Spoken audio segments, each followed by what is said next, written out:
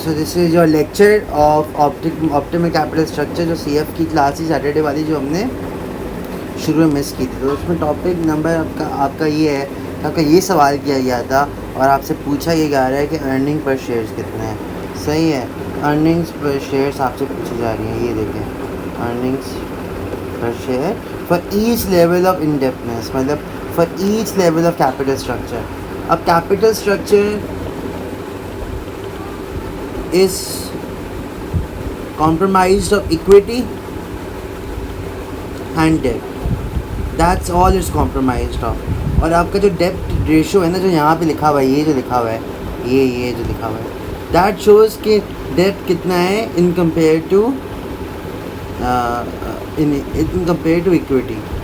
तो जैसे part A में, जैसे फॉर एग्जांपल 0% है, तो अगर 0% डेप्ट है तो इक्विटी 100% हो जाएगी ना।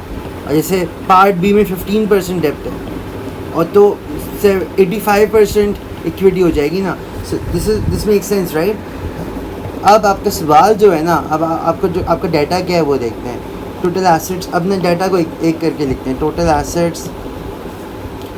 एसेट्स जितने,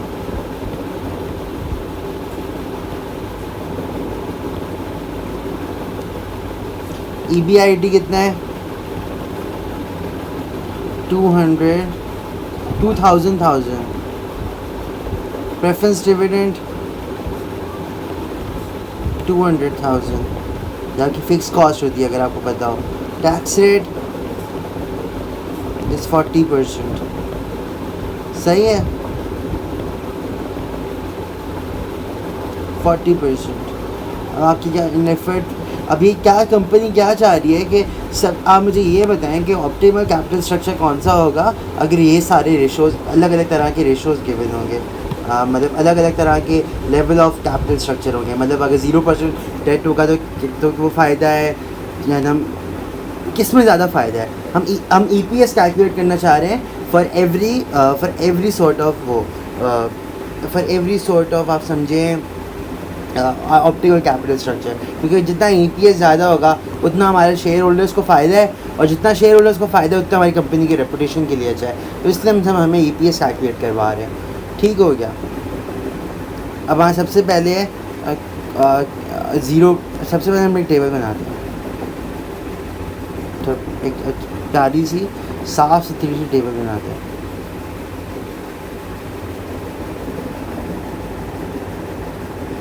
एक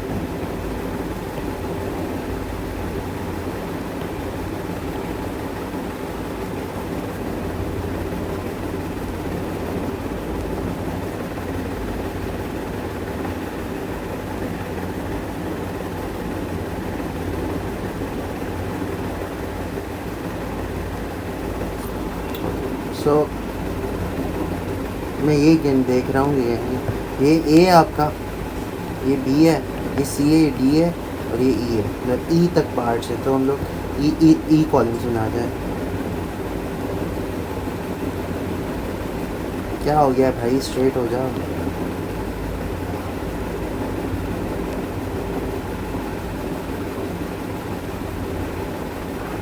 सही है, यहाँ पे आपके पर्टिकुलर्स आ जाएंगे, जैसे अकाउंटिंग में होता है पर्टिकुलर्स आते हैं। A, B, C, D और E तक था ना।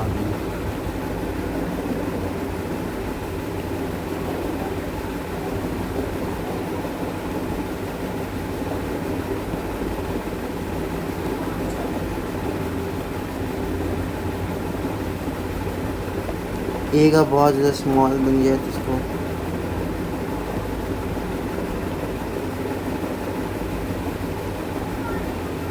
सही है। अब पर्टिकुलर में देखते हैं, हम इनकम स्टेटमेंट बनानी है ना, हम तो स्टेप बाय स्टेप चलते हैं। हमारा EBIT कितना है,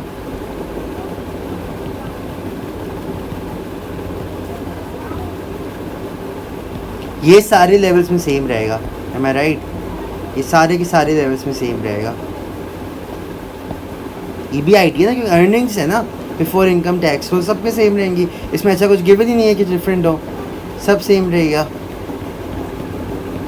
आप सब में आ जाएगा। सही है। उसके बाद आपका इनकम स्टेटमेंट बना रहे हैं ना आप, तो इनकम स्टेटमेंट सबसे पहले क्या आता है, EBIT क्या है, earnings before interest and tax. तो आप लेस इंटरेस्ट कॉस्ट करोगे, लेस इंटरेस्ट कॉस्ट क्या आएगी इसमें, ए में क्या आएगी, इंटरेस्ट कॉस्ट ज़ीरो आएगी। क्यों ज़ीरो आएगी, क्योंकि इंटरेस्ट हमेशा आपका डेट पे लगता है। किस पे लगता है इंटरेस्ट आपका, इस पे लगता है, इस पे डेट पे। इसमें अगर आपका ए, अब आप ये समझें, यहाँ पे मैं छोटी सी लाइन बना रहा हूँ, यहाँ पे समझा रहा हूँ कलर चेंज करके। ए में कितना है, 0% डेप्थ है, लिखा हुआ है ना, ये देखें 0% डेप्थ, तो 100% इक्विटी होगी। ई और डी यहाँ से लिख लेना है, BCDE कितना कितना है, डी में कितना है, डी में कितना है 15%, तो 85% इक्विटी होगी। सी में कितना है 30% डेप्थ है, तो 70% इक्विटी होगी। डी में क्या है 45% डेप्थ है, तो क्या होगी 65% होगी, नहीं 55% इक्विटी होगी। ई में क्या है 60% डेप्थ है, तो क्या होगी इक्विटी आपकी 40% इक्विटी होगी। ये ना जो लिखा है ना, ये जो चीज़ें लिखी हुई हैं, ये आपके इंटरेस्ट रेट्स हैं, कि कॉस्ट, ये आपका है कॉस्ट ऑफ RD। इसको KD भी लिखते हैं और उसमें RD लिखा हुआ है, RD and KD are the same thing. इसका ये मतलब है ये आपका इंटरेस्ट रेट है, सही है। यहाँ पे तो 200% है, तो यहाँ पे लेस इंटरेस्ट कॉस्ट कितनी हो जाएगी, इंटरेस्ट कॉस्ट, क्योंकि ए में ज़ीरो डेप्थ है, यहाँ देखिए ज़ीरो है, ज़ीरो, ये देखें ज़ीरो है ना यहाँ पे, और यहाँ पे भी ज़ीरो है, देखें ज़ीरो, सही है। अब सवाल ये है, अब सवाल को आप स्क्रीनशॉट अलग से ले लें, ठीक हो गया। तो अगर डेट भी ज़ीरो होगा तो इंटरेस्ट कॉस्ट ही नहीं होगी ना, सही है, तो आपकी इंटरेस्ट कॉस्ट ख़त्म हो गई। उसके बाद आपका टैक्स लगेगा, इसके बाद आपका EBT आ जाता है, EBT अर्निंग्स बिफोर टैक्स आ जाएगी, ये सेम आ जाएगी। टैक्स लेस टैक्स, टैक्स 40% है, कितना होगा फॉर 200,000 का, 80,000 होगा, नहीं 800,000 होगा ना।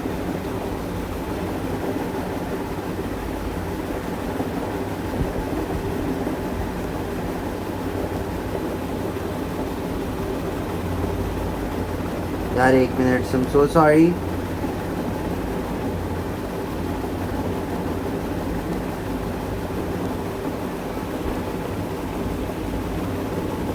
कितना आएगा आपका टैक्स, तो आपका नेट इनकम आ जाएगी आपके पास, क्या आ जाएगी, नेट इनकम। नेट इनकम क्या होगी आपकी, इन दोनों को माइनस करके 12,0,0,0, सही है। उसके बाद आपको प्रेफर्ड स्टॉक्स को माइनस करना होगा, लेस प्रेफर्ड स्टॉक का डिविडेंड, प्रेफर्ड स्टॉक से डिविडेंड माइनस करना होता है, सही है। प्रेफर्ड स्टॉक्स का डिविडेंड हमेशा माइनस करना होता है to get net income available to common stock holders, to common stock holders. Preference dividend कितना आया, कितना था, ये देखिए लिखा हुआ है ना 200,000, यहाँ पे भी लिखा हुआ है, देखें 200,000।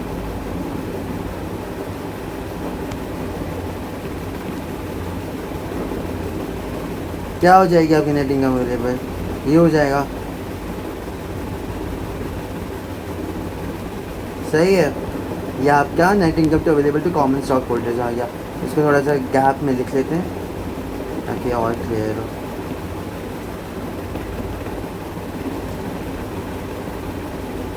सही है,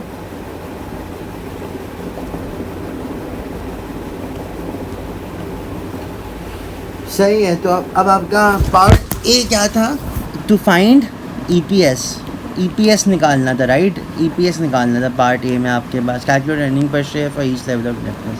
EPS क्या होगा आपका,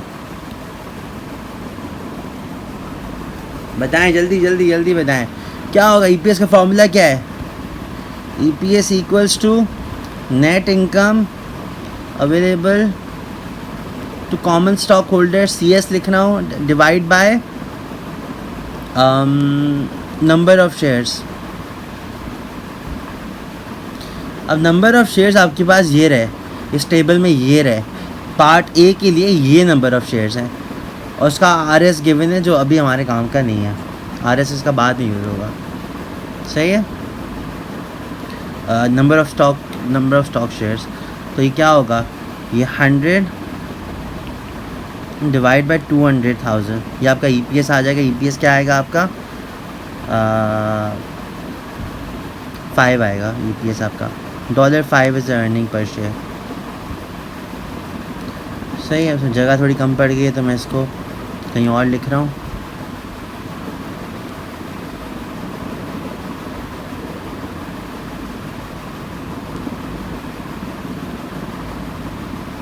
अच्छा ये सही है।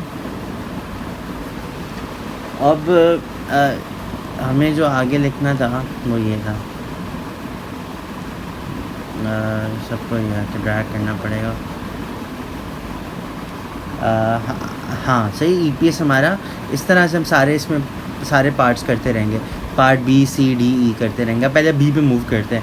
सबसे पहले क्या, क्योंकि हमें EPS निकालना है, पार्ट A कर रहे हैं ना हम अभी, तो EPS निकालते हैं, पार्ट B का EPS निकालते हैं। लेस इंटरेस्ट कॉस्ट, अच्छा तो B में क्या था, 15% डेट था। अच्छा 15% था, इक्विटी 85% थी। अच्छा, और अच्छा 15% किसका था, ये बहुत ज़रूरी है।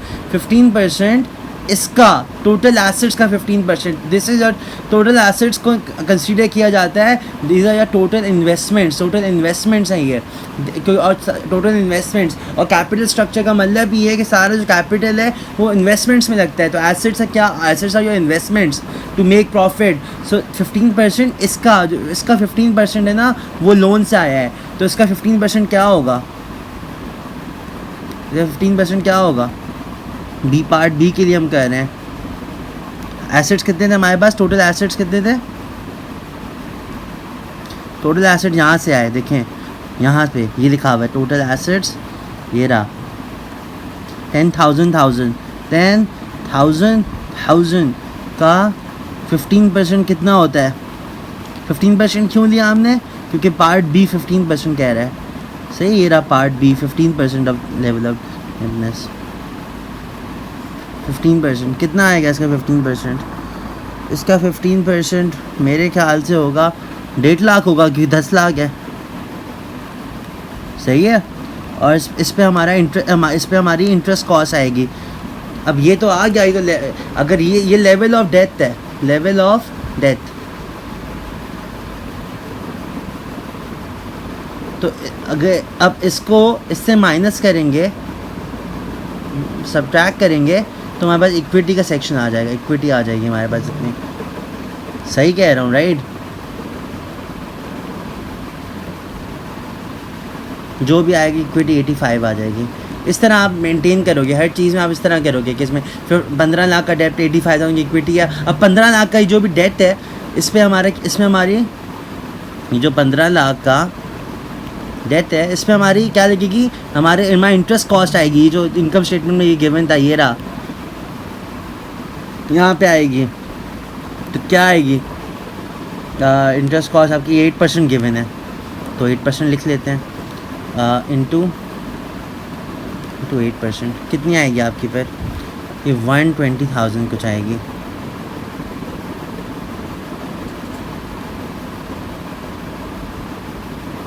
एक मिनट ना, फिर 15